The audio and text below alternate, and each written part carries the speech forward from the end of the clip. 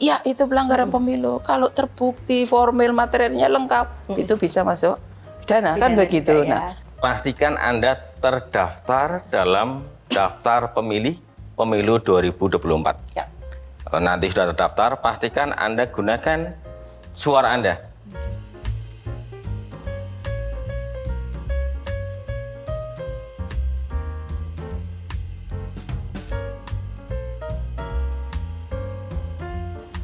Halo Tribuners semuanya, senang sekali Tribuners dapat kembali berjumpa dan juga menyapa Tribuners semuanya. Masih bersama dengan saya Ruth Novelusyani dalam program spesial Tribun Jateng, di mana lagi kalau bukan di Tribun Forum. Nah, kali ini spesial sekali Tribuners, kita sudah berada di Kabupaten Tegal, dan di sini nantinya kita akan berbincang-bincang dan juga membahas terkait seperti apa sosialisasi, kemudian juga tahapan-tahapan persiapan pemilu di tahun 2024 nanti untuk di Kabupaten Tegal sendiri bersama dengan KPU dan juga Bawaslu-nya. Nah, seperti yang kita ketahui juga bersama-sama nih Tribuners, nantinya di tahun 2024 ini, tepatnya pada tanggal 14 Februari 2024 akan digelar atau dilaksanakan yang namanya pemilu. Dan untuk pilkadanya sendiri juga akan dilangsungkan di tahun 2024, tepatnya di tanggal 27 November. Dan sebagai informasi juga untuk Tribuners semuanya yang menyaksikan, ini kemarin tahapan pemilu 2024 itu sudah dimulai tanggal 14 Juni, betul Bapak Ibu ya? Seperti itu. Nah, nanti terkait seperti apa sosialisasinya, kemudian tahapan-tahapan pemilunya untuk di Kabupaten Tegal ini, kita akan tanya-tanya langsung kepada ahlinya yang sudah hadir di sini ya. Saya perkenalkan satu persatu dulu nih Tribuners. Langsung saja di samping saya ini ada Bapak Nur Rahmat MSI. Beliau selaku Ketua KPU Kabupaten Tegal. Halo Bapak. Halo, selamat pagi. Pagi. Sehat Bapak? Alhamdulillah. Mungkin boleh Bapak menyapa Tribuners terlebih dahulu. Selamat pagi Tribuners. Oke. Jakfir pemilih Kabupaten Tegal. Oke. Semoga sehat selalu. Siap Bapak, amin. Nah, nanti dengan Pak Nur Rahman kita izin ya Pak tanya-tanya seperti apa sih persiapan dari KPU sendiri. Baik, Mbak. Seperti itu. Nah, di sampingnya lagi ada Ibu juga yang sangat cantik sekali. Ini ada Ibu Sri Anjarwati Mkom. Beliau ini selaku anggota Bawaslu Kabupaten Tegal, Koordinator Divisi Pengawasan dan Hubungan Antar Lembaga. Betul Bu ya? betul, Mbak Oke, Ruth. bagaimana kabarnya Bu Anjar? Alhamdulillah, Sehat ya, Bu, ya? sehat walafiat. Oke, mungkin boleh Bu menyapa-nyapa Tribuners terlebih dahulu. Oke, selamat pagi Tribuners, sahabat Bawaslu, dan Jakfir pemilih dimanapun Anda berada. Oke, luar biasa ini. Terima kasih banyak Bapak Ibu, sebelumnya kami sudah disambut luar biasa ini di Kabupaten Tegal. Nah, nanti juga izin ya Ibu ya, kita akan tanya-tanya seperti Siap. apa sih pengawasan untuk pemilu sendiri di Bawaslu ini. Oke, nah ini mungkin pertama-tama Tribuners untuk membuka obrolan kita akan tanya terlebih dahulu kepada KPU-nya sendiri nih. Nah, ini Bapak mungkin boleh dijelaskan Pak, tahapan pemilu ini nanti untuk sampai tahun 2024 ini seperti apa sih Pak Nur Rahman? Oke, silakan Bapak. Terima kasih Mbak Ruth ya. Ji. Jadi KPU itu kan melakukan tahapan berdasarkan keputusan yang ditetapkan oleh KPU RI. Artinya KPU Kabupaten Tegal itu menjalankan PKPU nomor 3 tahun 2022. Betul. Yang di dalamnya ketika bicara tahapan, maka yang pertama adalah tahapan perencanaan program, perencanaan anggaran, penyusunan peraturan KPU, kemudian pendataan pemilih dan penyusunan daftar pemilih, sampai kemudian nanti ada tahapan penetapan pendaftaran, verifikasi dan penetapan peserta pemilu. Ada nanti tahapan pencalonan, tahapan kampanye, masa tenang, sampai pemungutan dan rekapitulasi, tahapan penetapan, kemudian sampai pada terakhir itu tahapan terkait dengan pengucapan sumpah janji. Oke. Baik Presiden, Wakil Presiden, anggota DPR RI, DPD, DPD Provinsi, dan DPD Kabupaten Kota, tentu sesuai dengan masa jabatan mereka masing-masing. Oke, tahapannya lumayan panjang ya Bapak Ibu, nggak Iya. lumayan lagi memang panjang ya Bapak Ibu ya. Betul. Jadi memang ini persiapannya sendiri sudah 20 bulan sebelum 20 bulan sebelum pelaksanaannya nih hari Tribuners. dan tanggal pemungutan Iya. suara. Nah, oke. Jadi memang sudah dimulai dari tanggal 14 Juli kemarin. Nah, untuk saat ini sendiri mungkin sudah di tahapan apa ini Pak Rohman? Pak Ya, Nur Rahman. kalau melihat PKPU, maka di bulan Juli ini masih tahapan penyusunan PKPU. Oke. Kemudian penyusunan perencanaan program dan penyusunan anggaran. Oke. Tapi kami di Kabupaten Tegal tentu, karena itu kan ranah KPU RI semua. Iya, betul. Kami di Kabupaten Tegal tidak berhenti pada itu tahapan RI, tapi melakukan juga sosialisasi di level kabupaten. Oke. Jadi kami Kabupaten Tegal kemarin melakukan sosialisasi ke Forkopimda. Oke. Forkopimda, instansi terkait, bahkan sampai ke Ormas. Jadi untuk mensosialisasikan tanggal 14 Februari 2024. Oke. Itu, Mbak. Berarti memang sosialisasi sudah dilakukan dari jauh-jauh hari ya Bapak Ibu ya. Ini tentunya untuk persiapan pemilu yang nantinya akan jatuh tanggal 14 Februari, tepatnya pas hari Valentine ya Bapak Ibu ya. Oh iya, biar mudah diingat itu Betul. ya. Biar ini ya Bu ya, ikoniknya pas Valentine kita Iya, juga ada bunga menggunakan mawar, hati. ada coklat Betul. kan begitu. Dikasih suara. Hari kasih suara. Hari kasih suara. Dan hari kasih sayang. Oke. Seperti itu tahapannya berarti Tribuners. Terima kasih banyak Pak Nurrohman untuk penjelasannya. Dan ini kita akan beralih kepada Bu Anjar. Dan mungkin saat ini untuk di Bawaslu sendiri fokusnya sedang apa Ibu untuk tahapan pemilu juga ini? Oke Mbak Ruth, Bawaslu Kabupaten Tegal saat ini juga lagi tidak kalah sibuknya dengan teman atau kakak tertua kami. Iya. KPU gitu. Kalau Mas Nurrohman melaksanakan instruksi dari KPU RI terkait dengan tahapan secara teknis gitu ya. Kalau Bawaslu saat ini sangat sibuk. Artinya ada tahapan tidak ada tahapan. Kami penyelenggara pemilu khususnya di Bawaslu Kabupaten Tegal ini ritme pekerjaannya itu kita tata. Dari awal tahun kita sudah buat yang namanya timeline. Ya, Timeline itu kita sesuaikan dengan anggaran yang diberikan oleh KPU RI melalui KPU Provinsi. Nah, timeline itu kita buat baik yang beranggaran ataupun tidak beranggaran itu kita buat.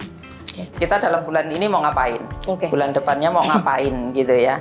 Sehingga saat ini ketika teman-teman penyelenggara teknis sedang menyusun tadi aturan main, regulasi dan sebagainya, Bawaslu juga tidak kalah gitu kan. Karena tugas kami ini ketika KPU sudah siap menetapkan hari dan tanggal pemungutan sekian, KPU mau melaksanakan tahapan, sebelum mereka melaksanakan kita harus siap diri dulu, gitu kan? Betul Bu. Iya, artinya apa? Sebelum mereka mau melaksanakan, kita juga harus menjadi monitor yang setiap saat kayak Rexona lah, ya kan? Mengawasi apa yang harus dilaksanakan supaya tidak melanggar yang sudah ditetapkannya sendiri. Kan begitu. Nah, khususnya Bawaslu saat ini ya kita sudah bersiap diri kemarin itu sebelum KPU meluncing tanggal dan hari pemungutan suara, kita sudah melaksanakan instruksi secara nasional serempak dari RI sampai daerah seluruh Indonesia lah. Kita sudah melakukan apel kesiapan pengawasan pemilu, gitu ya. Nah, kemudian itu dilaksanakan seluruh jajaran Bawaslu se-Indonesia, provinsi, kabupaten, kota, gitu kan.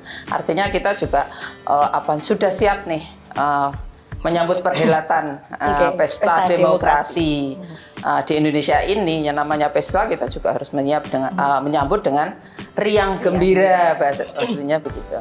Nah, saat ini Bawaslu hari ini juga ada kegiatan Mbak kaitannya dengan rakor dengan narasumbernya itu dari Pemda JDIH. Artinya bahwa informasi itu nanti akan disampaikan secara lengkap. Kemudian selain itu hari ini juga sudah mulai dilakukannya Rakornas. Rakornas penanganan teknis penanganan pelanggaran. Ada di Bandung. Yang hari ini diikuti oleh Kordiv atau Koordinator Divisi Penanganan Pelanggaran. Yang kebetulan di Kordiv ini dipegang oleh Pak Ketua. Jadi hari ini beliau ke Bandung sudah siap sedia. Mau apa? Sudah siap, sudah ready. Nanti ketika teman-teman Bawaslu sudah menginjak tadi tahapan pertama perencanaan program anggaran gitu ya. Berikutnya ini adalah pendaftaran, verifikasi dan penetapan partai politik. Bawaslu juga sudah sangat ready atau sangat siap ikut mengawasi jalannya tahapan ini. Nah, upaya yang kita lakukan adalah yang pertama adalah pencegahan. Pencegahan itu ketika teman-teman penyelenggara teknis melakukan ini, kita selalu mengingatkan aturan main yang ada laksanakan. supaya apa? Pelanggaran pemilu itu sangat diminimalisir gitu ya. Terutama ini yang dalam waktu dekat ini akan dilaksanakan oleh KPU, yaitu pendaftaran verifikasi dan penetapan partai politik. Mungkin itu yang saat ini memang Bawaslu kerjakan, dan banyak kegiatan yang kemudian sudah ritmenya sudah sosialisasi, penguatan SDM internal kita gitu ya. Artinya kita harus siap menghadapi perhelatan ini gitu. Mungkin itu Mbak Ruth. Oke, baik Ibu. Mungkin ini sudah persiapannya sudah jauh-jauh waktu pastinya Ibu ya untuk menyambut tadi pesta demokrasi Ibu ya, harus yang gembira Tribuners pastinya ya. Oke. Nah, mungkin Ibu boleh dijelaskan terkait dengan strategi pengawasan untuk tahapan pemilu sendiri. Mungkin tadi sudah sedikit dijelaskan oleh Bu Anjar juga. Seperti apa Bu untuk di Kabupaten Tegal ini strategi pengawasan pemilunya sendiri? Baik Mbak Ruth. Untuk strategi pengawasan kita tadi sudah ceritakan ada tahapan, nggak ada tahapan. Betul. Kita selalu melakukan sebenarnya strategi pengawasan kita. Ya. Dimulai dari apa? Kita itu dimulai dari namanya sosialisasi pengawasan pemilu partisipatif. Artinya bahwa pemilu itu diawasi tidak hanya dari struktural penyelenggara pemilu, iya kan? Kalau struktural kita itu kan dari Bawaslu RI sampai Bawaslu Kabupaten Kota, berapa sih jumlah personilnya, ya kan? Kemudian nanti ketika sudah masuk tahapan, baru ada dibantu teman-teman pengawas ad hoc, dari kecamatan sampai dengan tingkat TPS. Kalau hanya struktural begitu, ya sangat kurang kan dalam pengawasan ini, sehingga strategi kami melibatkan atau keterlibatan masyarakat untuk membantu kami Bawaslu untuk melakukan pengawasan tadi pengawasan tadi. Contoh yang sudah dilakukan sebelum adanya tahapan ini, kita secara bukan serentak ya, banyak sudah kita lakukan. Contohnya itu adalah sekolah kader pengawas pemilu, namanya SKPP. Itu sudah dari mulai tahun 2019. Kemudian tahun 2020 itu meskipun di masa pandemi kita buka Mbak itu. SKPP itu kita buka dengan melalui daring. Ya kan? Online Ibu ya. Online. Jumlahnya kita itu cukup banyak Mbak. Yang lolos itu sampai 60 sampai 70 kader sekolah pengawas ini kita punya kita. Itu untuk membantu kami. Itu salah satunya ya. Kemudian di tahun 2021 itu Jawa Tengah itu ada beberapa kabupaten kota yang mendapatkan. Nah, kabupaten ini tidak mendapatkan program SKPP secara nasional, karena jatahnya itu terbatas dan program itu akan dilanjutkan di tahun berikutnya gitu. Tetapi Bawaslu Kabupaten Tegal kemudian tidak berpangku tangan, meskipun nggak dapat SKPP terus kita nggak melaksanakan tadi strategi tidak. Kemudian kita melaksanakan yang namanya SKPP mandiri misalkan. Contohnya kami bekerja sama kemarin dengan PM Pemuda Muhammadiyah. Ya, kita melakukan kegiatan itu mandiri. Artinya Bawaslu memberikan materi, teman-teman dari PDPM ini menyiapkan tempatnya, konsumsinya. Jadi kita punya MOU dengan teman-teman ini, dengan teman-teman OKP ini, organisasi kepemudaan. Kita melakukan itu. Kita juga punya kader pengawas dari yang sudah kita lakukan mandiri tadi, gitu ya. Itu terkait, itu salah satunya ya SKPP. Kita namanya kemarin itu namanya MP3. Apa itu Bu? Madrasah Pengawas Pemilu Partisipatif. Wow, luar biasa. Itu MP3 ya Bu ya? Iya, MP3 namanya. Memang kita buat gitu. Itu terobosan-terobosan yang kita lakukan agar masyarakat itu kemudian tidak apatis dengan pemilu. Pemilu itu apa sih nanti hasilnya? Paling begitu. Tidak apatis seperti itu, tapi semangat gitu loh. Semangat menggunakan hak pilihnya. Kemudian semangat mengawasi dengan dengan menggunakan hak pilihnya, dia minimal mengawasi dirinya sendiri. Artinya pilihannya dia itu terawasi, tidak disalahgunakan, kan begitu. Nah, kemudian itu salah satu atau salah dua. Berikutnya kami ada desa yang namanya kita bentuk ya, strateginya lagi itu adalah desa pengawasan pemilu partisipatif, desa anti politik uang. Ya, anti politik uang kita buat. Kita sudah ada sekitar 2020 ada 8, 2001 kemarin 4 ya. Ini 1, itu sudah ada sekitar 13 atau 14 desa yang kita jadikan mitra kami.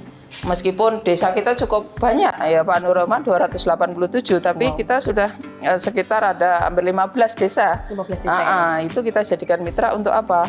Artinya contoh-contoh yang kita ambil ini kita pengen menunjukkan ke masyarakat luas bahwa Bawaslu itu mengupayakan bahwa masyarakat ini ayo loh gitu. Pemilu itu perlu pengawasan. Betul. Ya. Harus melakukan pengawasan gitu. Supaya apa? Ya jujur dan adilnya itu bisa kemudian terpenuhi. Terus kemudian apa? Strategi masih banyak lagi kita. Dengan kemarin kita lakukan juga strategi pengawasan dengan sosialisasi dengan siapa? Teman-teman difabel misalnya kita terlibatkan. Bagaimana mereka bisa menggunakan hak pilihnya itu dengan aman, nyaman. Kemudian itu juga diperhatikan sebagai mereka punya hak pilih gitu loh, tanpa membedakan ini difabel atau tidak. Dan masih banyak lagi Mbak, ini kalau tak ceritain nggak habis, Pak Nur Rahman nggak dapat waktu. Panjang ya Bu ya? Gitu ya. Panjang. Kalau saya ceritakan loh setengah hari nggak habis ini program strateginya kita. Tapi kalau misalkan dirangkum tadi ini ya Bu ya, lebih banyak juga untuk mengajak masyarakat tadi ya Pak. Oh iya, betul. Karena memang terlaksananya pesta demokrasi nanti tanggal 14 itu tidak hanya kerjanya antara KPU dan Bawaslu aja Ibu ya. Enggak, ini kan seluruh rakyat Indonesia. Betul, rakyat gitu, Indonesia terlibat. juga Gitu. Jadi memang penting sekali tadi utamanya untuk yang terkait dengan pengawasan, masyarakat juga turut diajak Ibu ya pastinya betul, harus terlibat. Betul, itu. harus terlibat. Dan jangan sampai tadi seperti yang mungkin disampaikan Bu Anjar juga, mungkin salah pilih atau mungkin nanti takutnya berapa tahun menyesal gitu ya, iya, jangan sampai betul, ya Bu ya. Betul. Jadi kalau misalkan bisa sendiri mungkin dari diri kita sendiri, mungkin tadi lebih kayak mengawasi siapa sih calon yang akan kita pilih, kemudian jalannya pemilu ini seperti apa, memang perlu peran serta dari masyarakat semuanya seperti itu. Ini pastinya dari Bawaslu dan juga KPU ini bersama-sama nih Tribuners mengajak Tribuners semuanya untuk ayo turut mengawasi jalannya pemilu. Oh iya, pasti. Ketika misalnya ada pelanggaran wajib untuk dilaporkan ya Bapak Ibu ya. Oh wajib, silakan. Jadi teman-teman Tribuners, kemudian sahabat Bawaslu, Jakwir pemilih gitu ya. Ketika kemudian ada pesta demokrasi, ketika menemukan pelanggaran, sekecil apapun pelanggaran itu gitu ya. Kalau yang gede pelanggaran itu ya misalnya yang jelas apa yang masyarakat tahu gampang itu money politik pasti, iya kan. Orang ngasih kerudung, orang ngasih Indomie gitu kan. Sembako-sembako ya. Ngasih beras itu apakah nggak termasuk tujuan ngasihnya itu untuk apa? Ketika dilakukan pada tahapan pemilu, iya kan? Betul. Ya, ketika itu pemberian sesuatu ketika dilakukan di tahapan pemilu, apa sih tujuannya kan begitu kan? Betul. Bahasa jelas saya kan, kamu tak kasih kudung kamu milih saya gitu. Meskipun itu tidak terucap ya. Tapi kan kalau itu dilakukan di tahapan kan jelas. Nah, ini masyarakat juga harus cerdas. Betul. Hal-hal yang seperti ini itu harus jelas. Dan itu apakah melakukan pelanggar pemilu? Ya, itu pelanggaran pemilu. Kalau terbukti formil materialnya lengkap, itu bisa masuk dana kan begitu. Nah, masyarakat juga harus aktif laporkan silahkan gitu, laporkan kepada kami atau jajaran kami nanti kalau ketika sudah pembentukan ad hoc, laporkan sesuai dengan di tempat mana, misalkan kejadian itu di TPS misalkan ya silahkan, di sana ada teman-teman pengawas TPS, di kelurahan atau desa ada teman-teman PPL, di kecamatan ada teman-teman pengawasan, di Bawaslu atau malah langsung ke Bawaslu juga boleh banget ya Bu ya. Juga boleh banget, kita sangat welcome kan begitu. Ya. Memang harus waspada ya Bapak Ibu ya. Betul. Karena ini tujuannya bersama-sama untuk terjalannya atau berlangsungnya pemilu yang baik di tahun 2024 nanti. Jadi asas pemilu langsung umum, bebas, rahasia, jujur, adil itu memang harus diterapkan ya Bu ya. Harus terpenuhi kemudian. Oke, terima kasih banyak Bu Anjar untuk jawabannya. Nah, kali ini kita beralih lagi kepada Pak Nur Rahman di Tribuners. Bapak mungkin kalau boleh tahu untuk di Kabupaten Tegal sendiri ada berapa sih Pak untuk pemilih? Mungkin berkaca pada pemilu yang sebelumnya. Kabupaten Tegal ini menjadi salah satu wilayah yang cukup besar jumlah pemilihnya kalau di Jawa Tengah ya. Jadi kita itu di pemilu 2019 ada 1,2 juta. Wow, luar biasa banyak ya Pak ya. Kalau dibandingkan dengan tetangga dekat Kota Tegal ya sangat jauh. Jadi ada 1,2 juta pemilih di Kabupaten Tegal, tersebar disebutkan tadi Bu Anjar 287 desa. Ya, tadi ada di 18 kecamatan. 18 kecamatan. Ada TPS 4.533 TPS. Jadi cukup lumayan. Oke, Gitu banyak ya, juga Mbak ya Pak. Ruth, ya. Berarti Iya, lumayan. termasuk untuk tingkat pemilihnya di sini juga termasuk salah satu yang Kabupaten Tegal ini terbesar juga ya Pak Iya, untuk di besar, Jawa Tengah besar, ya. besar. Oke. Kemudian mungkin untuk berapa persen Pak kira-kira tingkat partisipasinya dari para pemilihnya sendiri nih Pak? Kalau data terakhir ya di pemilu 2019 itu sampai 74,9. Wow, cukup tinggi juga ya Pak ya. Ini sudah lebih baik dari penyelenggaraan pemilu dan pilkada sebelumnya. Oke. Jadi kalau di pemilu 2014 itu hanya menyentuh angka 58. Kemudian di Pilbub 2018 hanya menyentuh di angka 65. Jadi ini sudah lumayan bagus untuk Kabupaten Tegal di 2019. 19. Tadi 70 berapa Pak? 74,09. 0,09 itu sudah lumayan cukup tinggi juga ya Pak ya dibandingkan dengan pemilihan-pemilihan sebelumnya. Seperti itu. Harapannya juga pastinya nanti tahun 2024 lebih banyak lagi ya Pak ya. Insya Allah, itu harapan partisipasinya kita ya. bersama. Harapan kita bersama juga pastinya. Iya. Tadi seperti yang sudah dikatakan Pak Bu Anjar dan juga Pak Nurrohman juga nih Tribuners, penting juga untuk kita menggunakan hak pilih ya Bapak Ibu Oh ya. iya, Seperti itu. Jadi ini karena pemilihannya untuk beberapa periode ke depan jangan sampai ada penyesalan nanti ya Iya. karena tidak menggunakan hak pilihnya. Jadi pastinya harus menggunakan hak pilih supaya tadi juga partisipasinya meningkat juga ya Pak ya. Iya. Seperti itu. Oke. Nah, mungkin apakah untuk di pemilu mendatang ini ada perubahan dapil sendiri Pak? Mungkin dibandingkan dengan pemilu sebelumnya. Perubahan dapil itu bukan hal yang sederhana ya Mbak ya. Jadi bukan serta-merta keinginan ketua, keinginan anggota KPU, tidak. Oke. Banyak prinsip yang harus diterapkan. Betul. Kemudian mekanisme yang harus dilalui dari uji publik sampai bla bla bla dan seterusnya. Dan kebetulan bulan Juli ini belum masuk pada tahapan penetapan daerah pemilihan. Oke. Jadi penetapan daerah pemilihan itu baru nanti di bulan Oktober Oktober ya. 2022. Itu baru dimulai prosesnya. Jadi saat ini kami belum bisa mengatakan akan berubah atau berubah. Jadi karena memang belum tahapannya. Nunggu nanti tahapannya saja kira-kira Di bulan Oktober tadi ya Pak Oktober ya? nanti ada perubahan atau tidak. Oke, Gitu, Mbak. informasi lebih update-nya nanti di bulan Oktober nanti ya Tribuners seperti itu. Karena memang masih melihat situasi dan kondisi juga ya Bapak Ya. Ibu untuk di Kabupaten Tegal sendiri. Baik, kemudian untuk Bu Anjar mungkin Bu, apakah tadi kan terkait dengan pemilih kalau ke Pak Nurrohman. Ini mungkin kalau ke Bu Anjar, apakah sudah mulai merekrut ini Bu untuk calon pengawas tingkat desa dan kecamatan sendiri untuk di Bawaslu? Oh belum Mbak. Oh ini seluruh Indonesia untuk Bawaslu ya, untuk perekrutan teman-teman ad hoc, baik Panwascam, PPL atau PPD dan teman-teman pengawas TPS itu belum ada perekrutan. Kita juga nunggu instruksi dari pimpinan kami, termasuk saya yakin teman-teman KPU juga belum melakukan perekrutan teman-teman ad hoc. Jadi kita tunggu saja instruksi dari pimpinan kita yang di atas kapan pelaksanaan itu akan dilaksanakan gitu kan. Betul. Meskipun suara burung, suara angin itu gemuruh di telinga, nanti bulan ini, tapi kita nggak akan menyampaikan itu. Kita itu menyampaikan sesuatu ke masyarakat ada dasarnya gitu ya. Dasarnya entah itu minimal SE lah, minimal surat edaran itu ada, baru kita menyampaikan.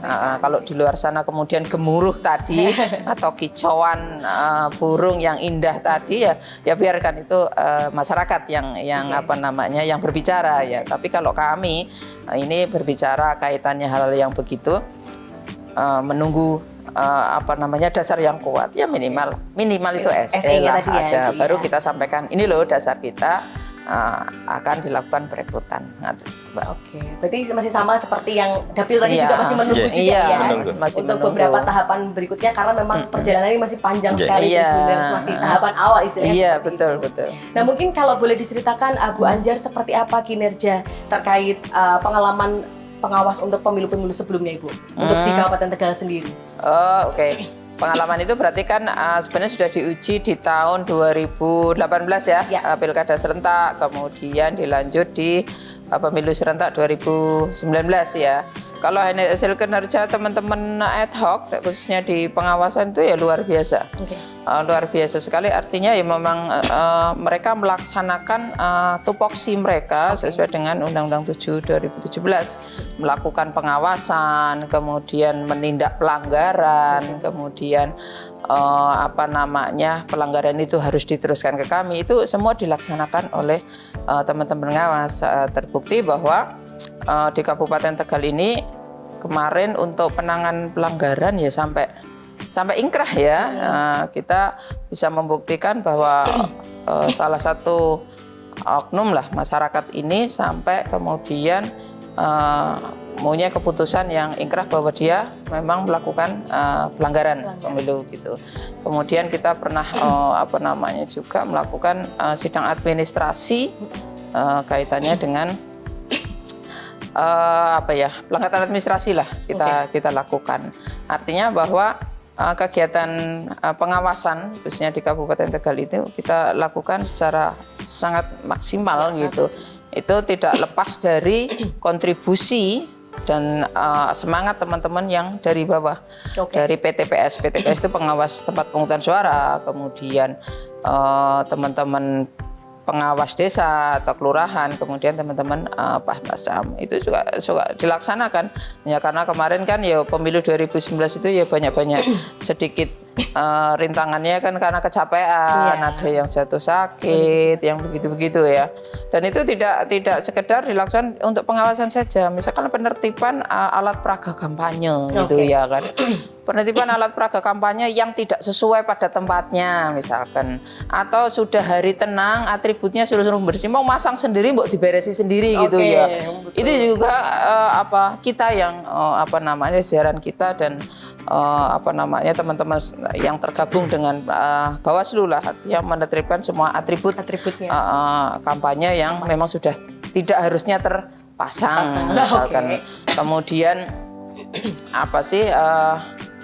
mengingatkan lah ketika ada peserta pemilu yang berkampanye tidak pada jadwalnya. Ora jadwalnya yo kampanye, yo kan ndadekne kaya kepriben sih gitu bingung kan, bingung. Orang di jadwalnya, kamu udah kan ini loh begini jadwalnya ini. Loh jadwalnya yo kampanye misalkan ya. Kayak itu menjadi tugas kami kan. Betul. Menjadi tugas dan kewajiban kami mengingatkan gitu. Kemudian kampanye di tempat yang dilarang gitu kan. Wis mushola ya nggo salat, nggo ibadah gitu. Betul, enggak, itu yang ngoar-ngoar gitu. Ya, ngoar-ngoar gitu. Tapi kita lakukan istilahnya pendekatan yang halus, yang baik lah dengan peserta. Jangan lakukan itu gitu ya. Ini bahwa ini tuh tempat ini itu dilarang misalkan. Kemudian yang simpel aja pelanggaran pemilu yang teman-teman itu juga all out dalam melakukan itu penertiban tadi APK tadi ya kan. Jangan memasang APK di tempat yang dilarang. Contoh simpel di pohon. Nah itu. Sepanjangnya di pohon. Itu kalau pohon bisa bicara nangis mungkin ya kan. Berapa banyak yang dipasang? Iya, yang dipasang di situ tidak hanya satu kan. Semua masang di situ, sudah kita larang. Di tempat umum, di tempat pendidikan gitu. Itu sudah gemboran woro-woro begitu ya, tapi ya tetap dilanggar. Memang dan itu teman-teman kita sangat-sangat membantu dan all out sekali melakukan itu. Ya kita kadang-kadang ya wong arane pesta demokrasi bereuforia kan kita berhappy gitu pemilu juga persaingan jadi nek neng kono nempel terus kayak beora diapa-apane terus ditempel lagi ditumpuk lagi ya engko ndadekne tukaran gitu. Sampai ada yang pasang alat peraga kampanye udah gitu terus ditutup gitu kan baru ditempel kemudian ditempel lagi akhirnya ribet ya sampai ke kita jadi hal yang seperti itu all out-nya teman-teman pengawas ad hoc tadi gitu membantu kami. Oke, dibuktikan dengan hal kecil tadi seperti itu ya Bu, Iya, alat peraga istilahnya betul, seperti itu betul. ya. Sampai ke tingkat yang mungkin permasalahannya lebih besar pun juga turut diawasi juga ya Bu ya. Malah ada kejadian itu di satu daerah di sini namanya daerah Mejasem. Oke. Itu tuh kita lagi ngawasi di mana saya itu ada apa namanya kampanye terbuka. Ketika itu saya ditelepon sama salah satu atau seseorang yang punya lahan kosong itu dipasangi baliho segeden-geden, bahasanya itu sangat gede itu ukurannya. Tapi tanpa permisi. Nggak ada izinnya. Nggak ada izin, nggak ada ini. Kan yang punya pekarangan mungkin marah ya, Bu, ya? enggak, mungkin mau, marah, nggak ikhlas atau gimana. Itu kan juga menjadi tanggung jawab dan tugas kami Iya, kan menyelesaikan. Jadi teman-teman itu langsung pelaporan, ini gimana ini ya sudah kita turun tangan. Kita lihat itu balihonya siapa, kan kita tahu ya orangnya siapa. Ya kita melakukan pendekatan dengan teman-teman peserta pemilu. Minimal kita ngomongnya pakai bahasa Tegal nih. Nek pan masang APK linang kana. Yang ngomong duduk duniane. Kalau saya bahasa saya begitu. Artinya bukan miliknya gitu.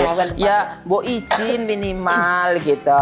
Kalau misalkan nggak boleh Bu, ya nggak boleh ya sudah cari yang lain gitu. Jadi nggak bikin gaduh seperti ini. Itu kita lakukan gitu. Artinya itu hal-hal yang apa sih ya kita katakan itulah apa namanya dinamika. Kita bekerja di pengawasan, Mbak Ruth. Itu dinamikanya seperti itu yang ditemukan untuk di masyarakat sendiri. Iya, betul. Memang sosialisasi memang gencar-gencar ini untuk dilakukan dari KPU dan juga Bawaslu masing-masing ya Bapak Ibu ya. Tidak hanya pemilihnya saja, tapi pesertanya juga nantinya akan turut juga sering-sering ini untuk dari KPU dan Bawaslu melakukan sosialisasi ataupun pendekatan juga ya Bu. Wah, luar biasa. Ini kalau mungkin Bawaslu lebih ke mengawasi. Ini kalau misalkan KPU kan juga lebih berkaitannya dengan pemilih, peserta dan sebagainya Bapak ya. Nah mungkin untuk di KPU Tegal sendiri mungkin mencatat untuk kira-kira berapa Pak untuk penambahan jumlah pemilihnya nanti di tahun 2024 sendiri? Kalau prediksinya gitu Pak. Prediksi ya kurang lebih 5-8 lah. 5-8% lah. 5-8% ya. Tapi ini prediksi loh. Ya, Jangan kemudian jadikan alat pembuktian bahwa nanti harus naik sekian. Ini kan perkiraan Tribuners ya, prediksi ya Bapak ya. Ada perkiraan. Karena memang kita setiap bulan kan melakukan pemutahiran. Iya, pemutahiran betul. Ada Bawaslu juga ikut dalam kegiatan kami untuk pemutahiran setiap bulan. Jadi barangkali nanti 5-8% lah untuk kenaikan jumlah pemilih. Ya Bapak ya. Biasanya mungkin pemilih yang pemula ya Bapak ya. Pemula kemudian pindahan juga ya. Nah ini biasanya generasi milenial, generasi Z ini yang baru-baru nanti akan memilih nih ya Pak ya, yang turut menyumbang suaranya juga di pemilu 2024 ini. Pokoknya tetap harus pakai hak pilihnya ya Pak ya. Harus pakai hak pilihnya. Nah mungkin kalau boleh tahu Bapak mungkin boleh diceritakan tantangan di pemilu ataupun pilkada sebelumnya ini seperti apa Pak Nur Rahman? Tegal ini ya Mbak, laut punya, gunung punya. Komplit ya Pak ya. Jadi wilayah Tegal ini dari pantai utara Warurejo, kemudian sampai terbentang ke selatan, Bumi Jawa, Bojong, Jatinegara. Jadi tantangannya lebih ke alam. Geografis ya Pak. Jadi ada satu daerah, satu desa, ada sebuah TPS yang karena kebetulan saya ini kan divisinya logistik ya Mbak. Ketika mengantar logistiknya nggak bisa dilalui dengan kendaraan roda 4. Itu tantangan. Jadi ada yang harus melalui sungai. Ada yang melalui sungai juga Pak? Sungai. Ini kalau di kondisi real, kondisi yang aman-aman saja bukan penghujan, sungai itu bisa dilalui dengan mobil. Ya betul. Tapi ketika pelaksananya pas musim hujan, sungai itu nggak bisa dilalui dengan mobil. Maka kemudian salah satu jalan itu dipikul. Waduh, luar biasa. Jadi menyeberangi sungai ya Pak ya? Menyeberangi sungai dipikul. Jadi jangan bayangkan celananya harus diapain lah. Jadi bahwa logistiknya dipikul. Ada yang lewat pematang sawah juga. Ada yang lewat pematang sawah juga pematang sawah ini terkait perbukitan. Kemudian di samping alam juga faktor sarana di tingkat Kabupaten Tegal. Contoh misalkan, KPU RI itu menetapkan bahwa gudang KPU Kabupaten itu harus ada di wilayah ibu kota kabupaten. Slawi misal. Slawi ya, betul. Gudang KPU Kabupaten Tegal harus ada di Slawi. Faktanya di Slawi itu jarang penyedia gudang yang representatif. Oke. Padahal kita punya 1,2 juta pemilih. tadi Bisa ya. dibayangkan berapa kotaknya, berapa biliknya. Oke. Ini menjadi masalah bagi kami. Gudang yang tidak representatif. Ya, jadi luar biasa. Mengelola begitu banyak logistik dengan gudang seadanya. Nah, itu. Kami hanya punya 1 gudang di KPU. Oke. Kemudian cari-cari di wilayah Kecamatan Slawi, paling dapat ya gudang-gudang gedung olahraga gitu. Oke.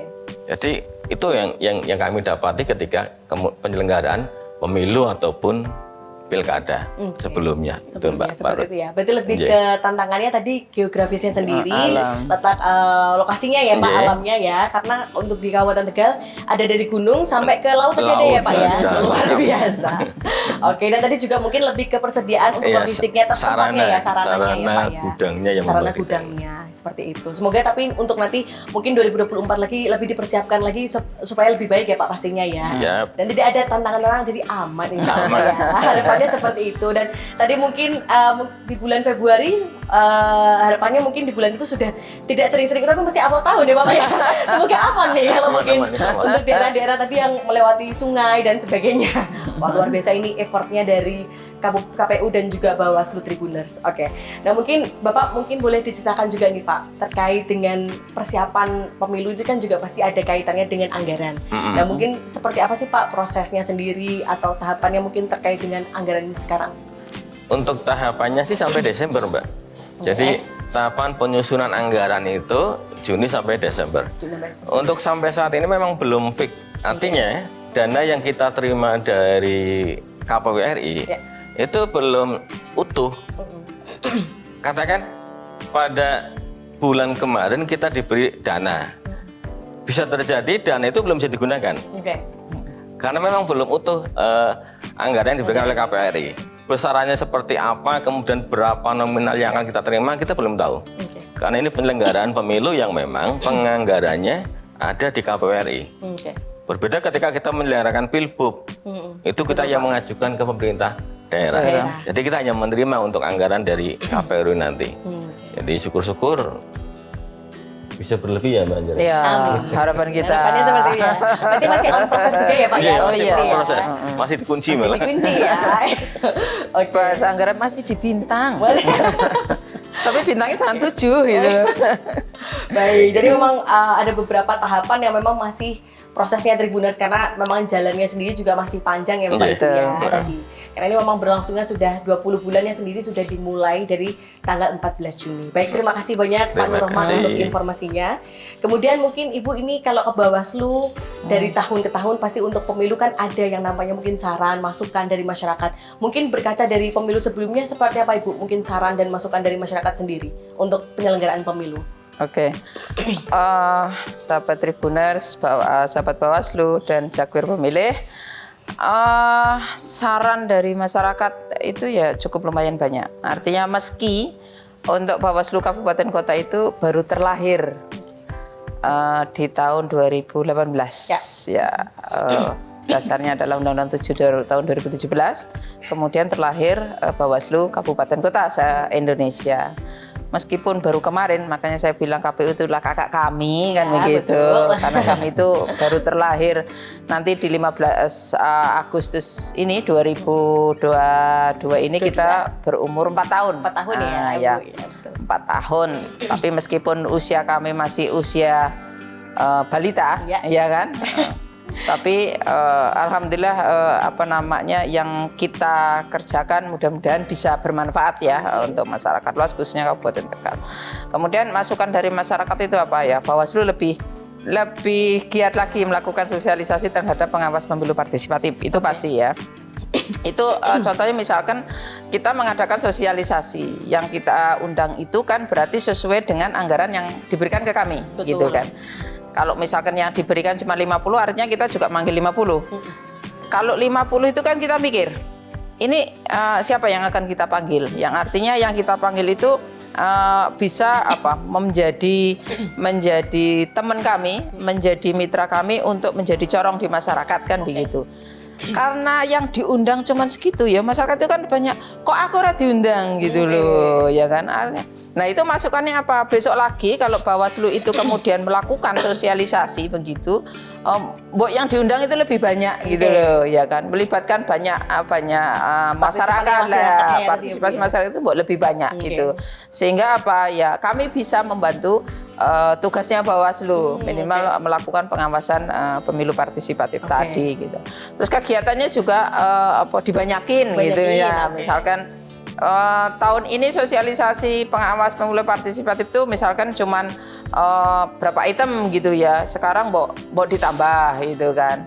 Dulu ada kegiatan kita yang apa ya namanya, yang melibatkan masyarakat luas itu kita punya kegiatan yang di outdoor gitu. Kita punya namanya gelar budaya. Oh, gelar budaya. Gelar budaya itu 2 kali kita lakukan di Kecamatan Gedung Banteng sama Bojong. Artinya itu kan tanpa kita harus nulis undangan silahkan datang kan, ya, yang lewat, yang sengaja nggak lewat gitu kan ya, yang apa namanya memang sengaja datang. Artinya kecenderungan kalau ada sesuatu yang bikin rame itu kan orang langsung datang ya, Bu, ya. Langsung datang. Itu kita lakukan sebenarnya itu juga apa namanya memenuhi aspirasi dari masyarakat bahwa Bawaslu mengadakan kegiatan sosialisasi terkait dengan pengawas pemilu partisipatif itu jangan hanya di indoor misalkan ya, tapi di outdoor. Artinya semua yang lewat tanpa sengaja dan sengaja pun melihat kegiatan ya, itu ya? Gitu. Itu masukan dari masyarakat. Kemudian ketika masyarakat itu menemukan tadi pelanggaran, segeralah Bawaslu tindak lanjuti gitu. Nah, dan Bawaslu ketika menindaklanjuti hasil laporan ataupun hasil temuan terhadap tindak pelanggaran pemilu itu kan juga sudah ditentukan dengan undang-undang harinya, kapan kita harus memutuskan, kapan kita harus melakukan koordinasi kan begitu ya. Itu banyak masukan dari masyarakat seperti itu. Tapi tadi kalau saya rangkum dari Bu Anjar sendiri, ini masyarakat sendiri saran-sarannya menunjukkan tingkat partisipasi mereka atau antusias mereka menghadapi pemilu ini sangat tinggi ya, Bu? Iya, sangat tinggi. Kalau mereka pengen lah diajak. Betul. Kita kalau ke desa pengawasan gitu ya, Mbak. Ke desa pengawasan itu kita ngomong dengan kepala desanya. Itu ngomong nanti yang diundang 50 ya, Pak. Misalkan atau 20 karena ini apalagi ini pandemi ini 20. Itu kepala desanya juga langsung tepuk jidat. Banyak kenapa cuma 20 sih? Artinya apa? Nanti itu tak undang enggak undang. Loh kok aku ora diundang gitu. Bu, besok lagi kalau itu Bu pesertanya lebih banyak lagi. Ya, karena Bawaslu Kabupaten Kota itu kan melaksanakan instruksi ya, Bawaslu RI melalui Bawaslu Provinsi, sehingga oke Pak, nanti kalau ada rakor baik di provinsi atau di RI nanti akan saya sampaikan usulan dari masyarakat itu bahwa kegiatan sosialisasi terhadap pengawasan pemilu partisipatif ini masyarakat itu sangat antusias sehingga pesertanya minta ditambah ya. Saya sampaikan kan begitu ya. Itu contoh, salah satu contoh lah. Sebenarnya banyak masukan dari masyarakat yang sendiri. Luar biasa untuk kami. Oke, baik. Nah, mungkin terkait dengan pastinya kalau misalkan berjalannya pemilu ini ada yang namanya potensi kerawanan juga ya Bapak Ibu. Betul. Mungkin kalau dari Bu Anjar sendiri melihat untuk di daerah Kabupaten Tegal sendiri, perkiraan atau prediksinya apa saja ini Bu potensi kerawanan pemilu di daerah ini? Kalau belajar dari 2019 ya, kita punya namanya IKP, Mbak. Betul. Indeks Kerawanan Pemilu, ya kan. Itu melibatkan beberapa unsur yang kita survei, ya media, ya KPU, ya pihak berwajib gitu kan kita survei. Hasilnya itu kemarin Kabupaten Tegal di Jawa Tengah itu tidak termasuk yang merah. Tidak termasuk yang merah. Artinya tidak termasuk yang rawan. Dan kami yakin masyarakat Kabupaten Tegal ini cukup apa sih memelihara persaudaraan, kegotong royongannya itu cukup tinggi. Sehingga kalau kemudian kerawanan pemilu yang dikhawatirkan nggak khawatir banget sih, tapi cukup waspada. Jadi kita cukup waspada mengingat Kabupaten Tegal itu punya laut dan punya gunung tadi, ya kan? Kita cukup waspada saja ketika melakukan patroli pengawasan itu, kita cukup waspada. Dan 2019 alhamdulillah di Kabupaten Tegal itu cukup aman, tidak ada sesuatu yang perlu dikhawatirkan terhadap kerawanan pemilu ini. Masyarakat Kabupaten ini kami meyakini masyarakat Kabupaten Tegal ini masih punya kekuatan persaudaraan yang luar biasa, sehingga ketika ada yang agak menyimpang atau misalkan mau ngomong kaitannya isu sara misalkan, itu ngomong jangan ngomong begitu istilah, aja ngomong kayak gue, gitu. Cukup bahasa ya, Pak, dengan bahasa Tegal aja itu lebih menyentuh kan, kita datangi. Iya. Kemudian misalkan ada mau black campaign, jangan seperti itu, aja kayak gue. Nek wong Tegal ngomong kue apa nah bareng urip, dengan bahasa yang sederhana dengan masyarakat itu, menurut saya cukup cukup menyentuh, cukup berhasil lah untuk menekan tadi kerawanan pemilu tadi. Terbentuk IKP kita itu tidak termasuk warna yang merah lah ya, masih aman. Tidak perlu dikhawatirkan, ya kan? Tetapi kita harus waspada. Itu perlu ya. Namanya juga manusia gitu kan. Kita nggak tahu hatinya, meskipun kita sudah melakukan perlakuan yang sangat menyentuh begitu ya. Tapi namanya manusia. Kadang-kadang orang misalkan melakukan black campaign, kemudian ujaran kebencian, misalnya ini, ya kadang-kadang kan ada tuh di masyarakat cilik itu betul. Ya kan, di masyarakat cilik, maksudnya masyarakat yang apalagi sekarang media sosial ya, yang sudah sangat nggak bisa dibedakan ini. Dari unsur masyarakat, dari kabupaten sampai dengan tingkat desa, tapi itu orang sudah main gadget. Nah. Kadang-kadang kalau misalkan upload sesuatu itu ya kadang-kadang ya ini tadi itu harus kita beri pengertian ya, uploadnya barangkali agak menyinggung pihak sana atau pihak sini kan begitu ya. Itu kita berikan pengertian ya. Tadi ya. Jadi saya pertegas kalau terkait dengan kerawanan pemilu, kita punya IKP itu tidak berwarna merah dan tidak perlu dikhawatirkan menurut saya, tetapi kita perlu waspada ya. Betul. Apakah terkait untuk netralitas ASN atau PNS ini masih menjadi salah satu hal yang perlu dikhawatirkan Bu kalau untuk di Kabupaten Tegal sendiri, atau menjadi hal yang harus diperhatikan nih? Diperhatikan ya, Mbak. Ya. Tapi tadi bahasanya dikhawatirkan? Enggak juga. Enggak. Jadi kita terbiasa enggak mengkhawatirkan sesuatu, tetapi kita bersikap waspada ya. Iya. Namanya manusia begitu kan. Balik lagi tadi ya, Bu ya. Arane maning menungso kan ya, gitu. Menus-menus gawe dosa. Oke. Artinya waspada tetap harus kita tampilkan selalu, dan kita selalu melakukan sosialisasi kepada Bapak Ibu rekan-rekan yang menjadi ASN, PNS, TNI, Polri. Kita selalu melakukan sosialisasi itu. Jangan melanggar aturan nya dia sendiri. Kan berarti kalau PNS atau ASN kemudian TNI Polri itu kan kalau sampai melanggar dia kenanya 2, pasalnya di pemilu, dipidana, kemudian pasalnya dia sendiri kan. Dia ASN sendiri, sehingga kalau tidak kena di pidana pemilunya ya berarti dia dikena ASN-nya sendiri. Apa nggak repot dia? Lah makanya wis urip ki rasa repot-repot. Sesuai job desk-nya aja Ibu ya. Sesuai kowe PNS ngurusi apa? Ya ngurusi masyarakatnya ya sudah diurusi itu. Sing rene rezeki ora usah ngene kok nek kae dadi aku arep didekne. Ora usah mikiri kalau menurut saya. Iya, jadi betul. kan Terlalu jauh ya Bu ya pemikirannya ya. Udah jalani saja. Ini aturan kita bahwa ASN, TNI, Polri itu dilarang ikut kampanye, kan harus begitu. Harus netral. Apa TNI, Polri tidak punya hak pilih, kan begitu ya. Nah, kalau ASN kan punya hak pilih kan. Tapi kenetralan kan harus tetap terjaga kan begitu. Sehingga kalau kita sosialisasi, kalau panjenengan nanti kemudian kan begitu ya melakukan ini, konsekuensinya begini loh gitu. Daripada panjenengan uripe ruwet. Kalau saya sampaikan gitu. Saya pakai lugas saja daripada jenengan kok uripe ruwet.